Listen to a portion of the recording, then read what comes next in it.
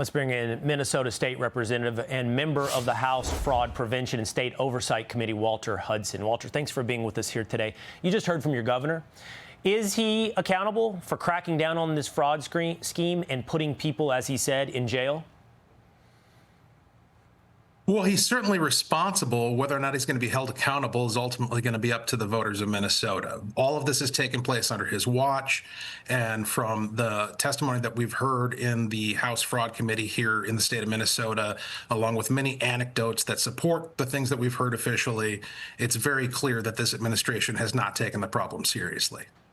You know, there is a Twitter account, Representative Hudson, I know that you have seen. It has been under the name of something like Minnesota Housing Services, and it has been posting, going very aggressively at Governor Walz, saying that not only is he responsible, but he allowed it to continue. I think they likened it to a cookie jar that continued to get refilled with cookies. Now, that Twitter account was taken down momentarily this afternoon. You posted, by the way, you asked Elon Musk for why that would be taken down. Do you know who runs this account? Is this employees in the state of Minnesota? Who is behind this account that is really pointing the finger at Governor Walz? Well, listen, I can't speak to the authenticity of the account, but I can tell you my perception, which is that it's most likely being run by actual employees of the Department of Human Services here in Minnesota. And the reason why I believe that is because the things that they've been posting are completely consistent with not only the things that we've heard as members of the House Fraud Prevention and State Agency Oversight Committee here in Minnesota, but also with the anecdotal testimony that we've heard from folks, whistleblowers who've spoken to our members and particularly our chair in person. And so the picture that they paint of Tim Walz and his administration being at best lackadaisical and incompetent, and at worst, to some degree or another, complicit in this fraud scheme here in Minnesota tracks very consistently with everything that I've personally observed in my capacity as a state representative here in this state.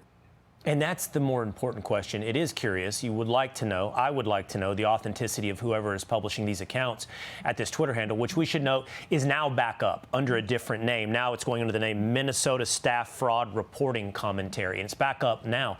But the more important question is what they're saying on this account accurate? Because it indicts Governor Walz, as you mentioned, not just as lax, but complicit to some degree in allowing this fraud to continue, and suggests that Kamala Harris was warned that this was taking place in Minnesota under the watch of Governor Walz. Now, you're telling me you've heard these exact things from employees within the state of Minnesota. Absolutely.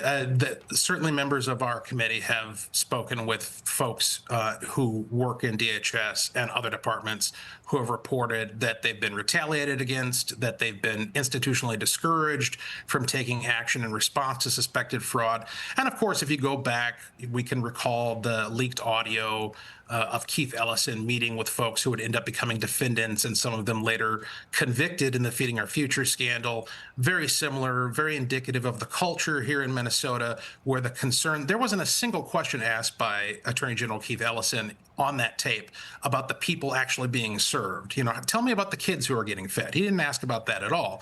His concern was entirely keeping these folks in business and, his words, fighting the state agencies, which, by the way, are his clients. He's responsible for representing them as their lawyer. And here he is meeting with folks who at the time were suing his clients and talking smack about them. That's you get disbarred doing that in the private sector.